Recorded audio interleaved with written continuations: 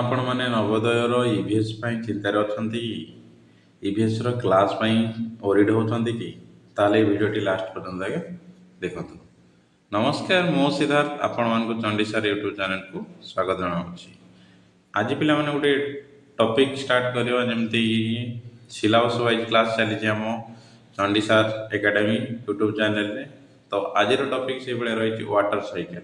ତ ୱାଟର ସାଇକେଲର ପୁରା ଥିଓରି ଦେଖିବା, ତାର କନସେପ୍ଟ ଆଉ ଟ୍ରିକ୍ ମାଧ୍ୟମରେ ବୁଝିବା ଓ ତାର MCQ ଯେତିକି ହେଇପାରିବ ତାକୁ ପ୍ରାକ୍ଟିସ୍ କରିବା। এই କ୍ଲାସ୍ ଦେଖିଲା ପରେ ତ ୱାଟର ସାଇକେଲର କିଛି ବି ଡାଉଟ୍ ରହିବନି, ସେଇଟା ମୋ ଗ୍ୟାରେଣ୍ଟି। ତ ଭିଡ଼ିଓଟି ଚାଲ ଷ୍ଟାର୍ଟ କରିବା ପିଲାମାନେ। ଭିଡ଼ିଓଟି ଲାଷ୍ଟ ପର୍ଯ୍ୟନ୍ତ ଦେଖିବା। ଆଉ ହଁ, ଯଦି ଚ୍ୟାନେଲରେ ନୂଆ ଅଛ ଚ୍ୟାନେଲ ଗୋଟେ ସବସ୍କ୍ରାଇବ୍ କରିଦେବ। যেভাবে আমার সিলাবস ওয়াইজ ক্লাস চালিছি, যেভাবে রিভর সরি সারিছি, mountain, plant and animal, natural disaster, type of house already সরি যাইছি। আজি আমি দেখিবা ওয়াটার সাইকেল।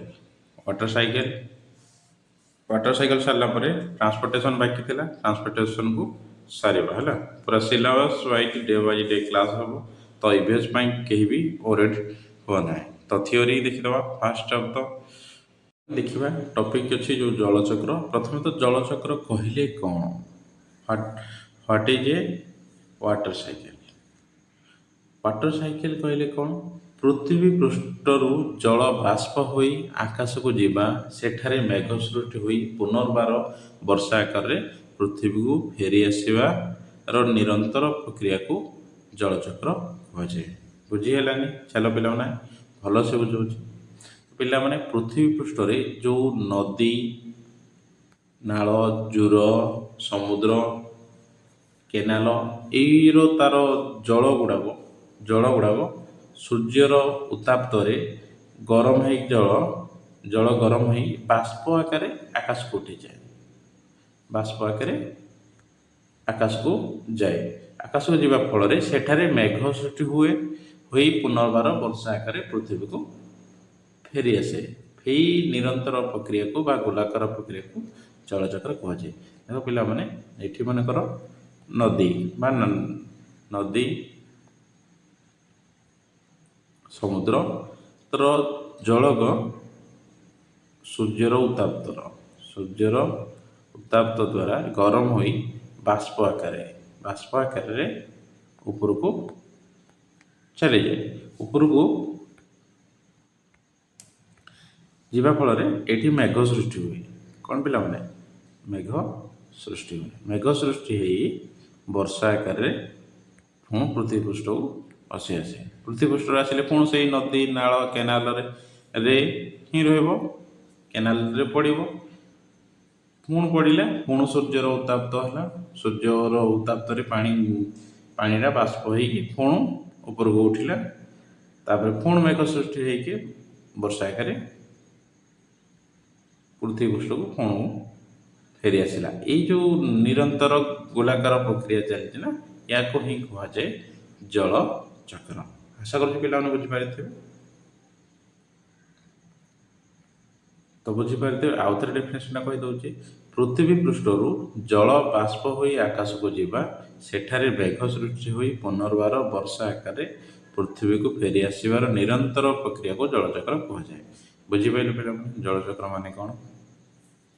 आउ थे भी कही दूसरी। पृथ्वी पृष्ठ जो अच्छी नदी, नाल, केनाल तार जल सूर्यर उत्ताप्त रे बाष्प आकार परिणत होई से आकाश को बा ऊपर को जाए।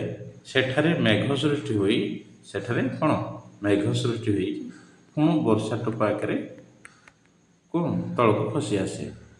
पुण से भाया सूर्य उत्ताप द्वारा पुण ऊपर को बाष्प आकार ऊपर को उठी जाए। सेठी मेघ सृष्टि हुई पुण वर्षा। ये निरंतर प्रक्रिया चली को जलचक्र कहा जाए। इम्पोर्टाट कौन पिला माने जलचक्र चार्टा सोपान, चार टाइप अच्छी, चारोटी सोपान कहले चले। तो परीक्षा ही पचारे बाष्पीभवन माने कौन? बाष्पीभवन ସୂର୍ଯ୍ୟଙ୍କ ଉତ୍ତାପ ଯୋଗୁଁ ନଦୀ, ପୋଖରୀ, ହ୍ରଦ, ସମୁଦ୍ର ଜଳ ଗରମ ହୋଇ ଜଳୀୟ ବାଷ୍ପରେ ପରିଣତ ହୋଇ ଆକାଶକୁ ଉପରକୁ ଉଠିଥାଏ। ତାକୁ ହିଁ କୁହାଯାଏ ବାଷ୍ପୀଭବନ। ମାନେ ଦେଖ ପିଲାମାନେ, ନଦୀ, ପୋଖରୀ, ହ୍ରଦର ଯେଉଁ ଜଳ ମାନେ ସୂର୍ଯ୍ୟଙ୍କ ଉତ୍ତାପରେ ଜଳୀୟ ବାଷ୍ପ ହେଇକି ଉପରକୁ ଉଠିଯାଏ, ତାକୁ କୁହନ୍ତି ବାଷ୍ପୀଭବନ। ମାନେ ପୁରା ସର୍ଟକଟରେ କହିଲେ ମାନେ ଜଳରୁ ବାଷ୍ପରେ ପରିଣତ ହେବାକୁ ହିଁ କୁହାଯାଏ ଇଭାପୋରେସନ୍ ବା ବାଷ୍ପୀଭବନ। ଜଳଟା ପିଲାମାନେ କେଉଁ ଅବସ୍ଥା? ତ ତରଳ ଅବସ୍ଥା, ଆଉ ବାଷ୍ପ ଗ୍ୟାସୀୟ। ତରଳରୁ ଗ୍ୟାସୀୟ ଅବସ୍ଥାକୁ ଯିବାକୁ ହିଁ କୁହାଯାଏ ବାଷ୍ପୀଭବନ। ଡାଉଟ୍ କ୍ଲିଅର ପିଲାମାନେ? ମାନେ ସୂର୍ଯ୍ୟର ଉତ୍ତାପ ଯୋଗୁଁ ନଦୀ, ପୋଖରୀ, ହ୍ରଦ, ସମୁଦ୍ରର ଜଳ ଗରମ ହୋଇ ଜଳୀୟ ବାଷ୍ପ ଆକାରରେ ପରିଣତ ହୋଇ ଆକାଶକୁ ଉପରକୁ ଉଠିଯାଏ, ତ ତାକୁ ହିଁ କୁହାଯାଏ ବାଷ୍ପୀଭବନ। ମାନେ ଜଳ ବାଷ୍ପରେ ପରିଣତ ହେବାକୁ ହିଁ ବାଷ୍ପୀଭବନ କୁହାଯାଏ, ବା ତରଳର ଗ୍ୟାସୀୟ ଅବସ୍ଥାକୁ ଯିବା। ବୁଝିଲା? ଏଇଠି ମେନସନ୍ କରାଯାଇଛି। ଜଳର ଗ୍ୟାସୀୟ ଅବସ୍ଥାକୁ ଜଳୀୟ ବାଷ୍ପ କୁହାଯାଏ। ଜଳୀୟ ବାଷ୍ପ କାହାକୁ କୁହାଯାଏ? ଜଳର ଗ୍ୟାସୀୟ ଅବସ୍ଥାକୁ। ଏବେ ଦେଖିବା ଟ୍ରାନ୍ସପିରେସନ୍ ବା ଉତ୍ସେଦନ କାହାକୁ କୁହାଯାଏ। ଟ୍ରାନ୍ସପିରେସନ୍ ହେଉଛି ଉଦ୍ଭିଦ ଗୁଡ଼ିକ ସେମାନଙ୍କ ପତ୍ରରେ ଥିବା ସୂକ୍ଷ୍ମ ଛିଦ୍ର ଷ୍ଟୋମାଟା ସାହାଯ୍ୟରେ ବଳକା ଜଳକୁ ଜଳୀୟ ବାଷ୍ପ ଆକାରରେ ବାୟୁମଣ୍ଡଳରେ ଛାଡ଼ିଥାନ୍ତି। ମାନେ ଉଦ୍ଭିଦ ଗଛର ଯେଉଁ ପତ୍ର ଗୁଡ଼ାକ ପିଲାମାନେ, ପତ୍ରର ସୂକ୍ଷ୍ମ ଛିଦ୍ର ଯେଉଁ ଷ୍ଟୋମାଟା ଥାଏ ନା, ତା ସାହାଯ୍ୟରେ ବଳକା ଜଳକୁ ଜଳୀୟ ବାଷ୍ପ ଆକାରରେ ବାୟୁମଣ୍ଡଳକୁ ଛାଡ଼ିଦିଏ। ତାକୁ ହିଁ ଉତ୍ସେଦନ କୁହାଯାଏ। ଏହା ହେଉଛି ମାନବକୃତ ନୁହଁ, ଏହା ହେଉଛି ଉଦ୍ଭିଦର ଏକ ପ୍ରାକୃତିକ ପ୍ରକ୍ରିୟା। ଦେଖିବା ପିଲାମାନେ, ଘନୀଭବନ ହେଉଛି ପିଲାମାନେ ବାଷ୍ପୀଭବନର ଅପୋଜିଟ୍। ବାଷ୍ପୀଭବନରେ କ'ଣ ହେଇଥିଲା? ଜଳରୁ ବାଷ୍ପରେ ପରିଣତ ହୋଇଥିଲା। କିନ୍ତୁ ଘନୀଭବନରେ ଜଳୀୟ ବାଷ୍ପ ହାଲୁକା ହୋଇଥିବାରୁ ଆକାଶର ଉପରକୁ ଉଠିଯାଏ। ସେଠାରେ ଥଣ୍ଡା ବାୟୁ ସ୍ପର୍ଶରେ ଆସି ସୂକ୍ଷ୍ମ ଜଳବିନ୍ଦୁରେ ପରିଣତ ହୋଇ ମେଘ ସୃଷ୍ଟି କରେ। ପିଲାମାନେ, ଯେଉଁ ବାଷ୍ପ ଉପରକୁ ଯାଇଥିଲା ନା ଆକାଶକୁ, ସେଇଟା ବାଷ୍ପଟା ଥଣ୍ଡା ହୋଇକି ବର୍ଷା ଆକାରରେ ତଳକୁ ଖସି ଆସିଲା। ମାନେ ଏହାକୁ ଆମେ କହିପାରିବା ବାଷ୍ପରୁ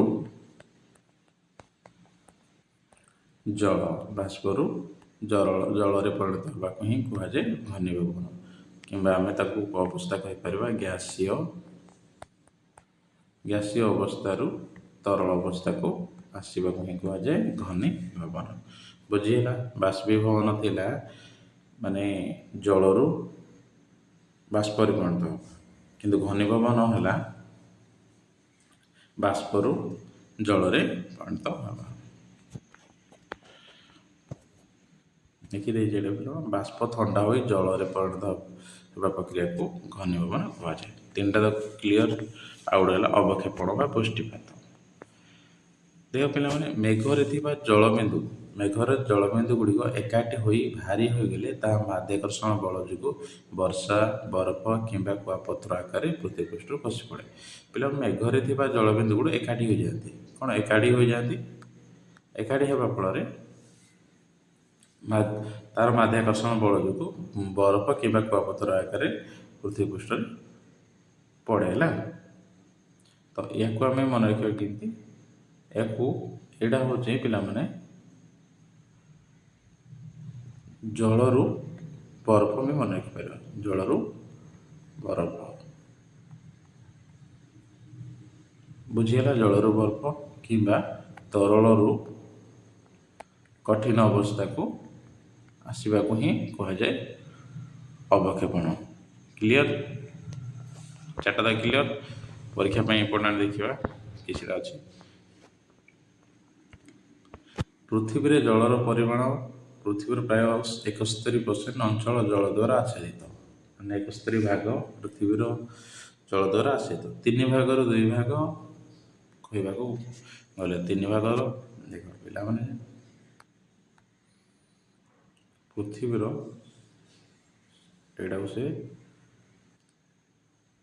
ତିନିଟା ଭାଗ ଅଛି। ତିନିଟା ଭାଗରୁ ଦୁଇଟା ଭାଗ ପୁରା ଜଳ ଆଉ ଗୋଟେ ସ୍ଥଳ ଭାଗ। ଏଇ ଦୁଇଟା ଭାଗ ହେଉଛି 71%।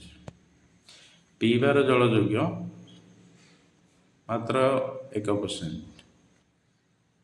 ସମୁଦ୍ର ଜଳ ଲବଣାକ୍ତ, ପୃଥିବୀର ମାତ୍ର 1%ରୁ କମ୍ ଜଳ ପିଇବାର ଯୋଗ୍ୟ। 1%ରୁ କମ୍ ପିଇବାର ଯୋଗ୍ୟ ହେଲା। ଆଉ ଗୋଟେ ପରୀକ୍ଷାରେ ପଚାରିପାରେ ଶୁଦ୍ଧତମ ଜଳ। ବର୍ଷା ଜଳକୁ ହିଁ ପ୍ରାକୃତିକ ଜଳର ସବୁଠାରୁ ଶୁଦ୍ଧ ରୂପେ ବିବେଚନା କରାଯାଇଛି। ବର୍ଷା ଜଳକୁ ହେଲା, ବର୍ଷା ଜଳକୁ ଶୁଦ୍ଧ ଜଳ ବୋଲି ବର୍ଣ୍ଣନା କରାଯାଇଛି। ଜଳର ସଂରକ୍ଷଣ, ଯଦି ପିଲାମାନେ ବର୍ଷା ଜଳକୁ ସଂରକ୍ଷଣ କରି ରଖିବା ପ୍ରକ୍ରିୟାକୁ ରେନ୍ ୱାଟର ହାର୍ଭେଷ୍ଟିଂ କୁହାଯାଏ। ଜଳର ସଂରକ୍ଷଣ ପାଇଁ କୁହାଯାଏ। ବର୍ଷା ଜଳକୁ ଯଦି ଆମେ ସଂରକ୍ଷଣ କରି ରଖୁଛନ୍ତି ସେହି ପ୍ରକ୍ରିୟାକୁ ଯାହା ପଢ଼ିଲେ ପିଲାମାନେ ତାର କିଛି ଇମ୍ପୋର୍ଟାଣ୍ଟ MCQ ଦେଖିବା। ଏବେ ଦେଖିଲେ ଜଳଚକ୍ର କ'ଣ, ତାର ପ୍ରକାର ଗୁଡ଼ାକ ଦେଖିଲେ, କେତେ ପ୍ରକାର କେମିତି ସଂରକ୍ଷଣ କରାଯାଏ, କେତେ ପରସେଣ୍ଟ ମଧୁର ଜଳ ବା ପିଇବା ଜଳ କେତେ ପରସେଣ୍ଟେଜ, ଆଉ କେତେ ପରସେଣ୍ଟ ଆମ ପୃଥିବୀରେ ଜଳ ଅଛି ତ ଦେଖିଲେ। ଏବେ ଦେଖିବା ଜଳ ଗରମ ହୋଇ ବାଷ୍ପରେ ପରିଣତ ହେବା ପ୍ରକ୍ରିୟାକୁ କ'ଣ କୁହାଯାଏ। ଏବେ ଦେଖିଲେ ସୂର୍ଯ୍ୟର ଉତ୍ତାପରେ ଏ ଜଳର ଗରମ ହୋଇ ଜଳ ଗୁଡ଼ା କ'ଣ ବାଷ୍ପ ଆକାରରେ ପରିଣତ ହୋଇଯାଆନ୍ତି। ମାନେ କ'ଣ ପଚାରିଲା ସେ, ଜଳରୁ ବାଷ୍ପ, ଜଳରୁ ବାଷ୍ପକୁ କ'ଣ କହିବା ପିଲାମାନେ, ବାଷ୍ପୀଭବନ। ଯଦି ସେ ପଚାରିଥାନ୍ତା ବାଷ୍ପରୁ ଜଳ, ତାହେଲେ ଆମେ ଘନୀଭବନ କରିଥାନ୍ତେ। କ'ଣ କରିଥାନ୍ତେ, ଘନୀଭବନ କରିଥାନ୍ତେ। କିନ୍ତୁ ଏହାର ସଠିକ୍ ଆନ୍ସର କ'ଣ ହେଇଯିବ ପିଲାମାନେ, ବାଷ୍ପୀଭବନ। ସେକେଣ୍ଡ କ୍ୱେଶ୍ଚିନ୍, ଉଦ୍ଭିଦ ପତ୍ର ଦ୍ୱାରା ଜଳୀୟ ବାଷ୍ପ ଛାଡ଼ିବା ପ୍ରକ୍ରିୟାକୁ କ'ଣ କୁହାଯାଏ। ମାନେ ଉଦ୍ଭିଦ ପତ୍ର ଦ୍ୱାରା ଜଳୀୟ ବାଷ୍ପ ଛାଡ଼ିବାକୁ ଏବେ ଦେଖିଥିଲେ ତାକୁ ଉତ୍ସେଦନ କୁହାଯାଏ।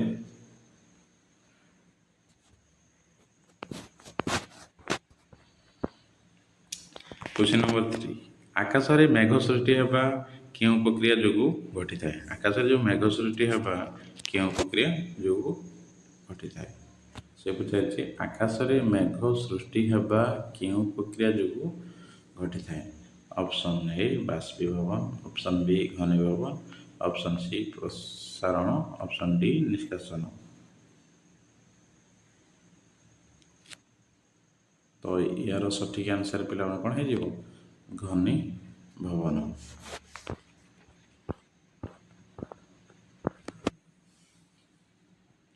ନେକ୍ସଟ କ୍ୱେଶ୍ଚିନ୍ ପଚାରିଛି ପୃଥିବୀ ପୃଷ୍ଠର କେତେ ଶତାଂଶ ଭାଗ ଜଳ ଦ୍ୱାରା ଆଚ୍ଛାଦିତ। ଏବେ ଦେଖିଥିଲେ 71%। ପୃଥିବୀର ପ୍ରାକୃତିକ ଜଳର ସବୁଠାରୁ ଶୁଦ୍ଧ ଉତ୍ସ କେଉଁଠି। ଶୁଦ୍ଧ ଜଳ ପଚାରିଲା। ଶୁଦ୍ଧ ଜଳ ମାନେ ବର୍ଷା ଜଳ ହିଁ ଶୁଦ୍ଧ ଜଳ, ମଧୁର ଜଳ ବି କହିପାରିବା।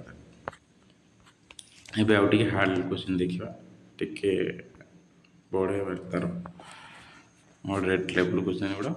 ବାଷ୍ପୀଭବନ ପ୍ରକ୍ରିୟା ଶୀଘ୍ର ହେବା ପାଇଁ ନିମ୍ନଲିଖିତ ମଧ୍ୟରୁ କେଉଁଟି ଆବଶ୍ୟକ। ଅପସନ୍ ଏ ଉତ୍ତାପ୍ତ ବୁଦ୍ଧି ପବନ ବେଗ, କମ୍ ଉତ୍ତାପ୍ତ ଅନ୍ଧାର ଘର ବରଫ। ତ ବାଷ୍ପୀଭବନ ପଚାରିଛି ନିହାତି ଉତ୍ତାପ୍ତ, ସୂର୍ଯ୍ୟର ଉତ୍ତାପ୍ତରେ ହିଁ ହେଇଥାଏ। ଉତ୍ତାପ୍ତ ବୁଦ୍ଧି ଓ ପବନର ବେଗ ସଠିକ୍ ଆନ୍ସର।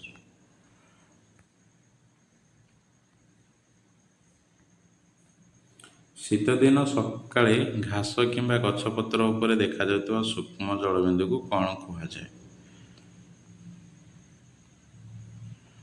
ଏଇଟା ପିଲାମାନେ ତୁମେ ଜାଣିଥିବ ତ, ଶୀତଦିନ ସକାଳେ ଘାସ କିମ୍ବା ପତ୍ରରେ ଯେଉଁ ଉପରେ ଦେଖାଯାଉଛି ସୂକ୍ଷ୍ମ ଜଳବିନ୍ଦୁ ଗୁଡ଼ିକ, ତୁମେ ଶୀତ ଦିନରେ ପିଲାମାନେ ସକାଳୁ ବାହାରିନ ଘରୁ, ତ କ'ଣ ପଡ଼ିଥାଏ ସକାଳୁ ଶୀତ ଦିନରେ, କୁଆପଥର ପଡ଼ିଥାଏ ନା ମେଘ ହେଇଥାଏ। ନାଇଁ ପିଲାମାନେ, କାକର। ତ ଦେଖିବା ଏବେ ନେକ୍ସଟ ଆଉ କିଛି କ୍ୱେଶ୍ଚିନ୍।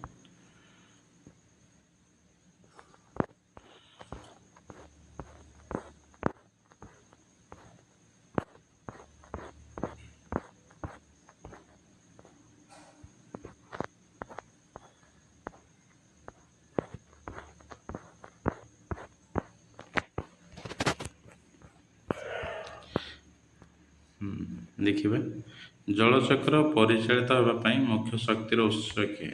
ଜଳଚକ୍ର ମୁଖ୍ୟ ହେଉଛି ପିଲାମାନେ ସୂର୍ଯ୍ୟ। ଏବେ ହିଁ ଦେଖିକି ଆସିଲେ ସେ ମେନ୍ ଲିଡ୍ ରୋଲ୍ ପ୍ଲେ କରୁଛନ୍ତି ଜଳଚକ୍ର, ସୂର୍ଯ୍ୟ ଦେବତା। ନାହିଁ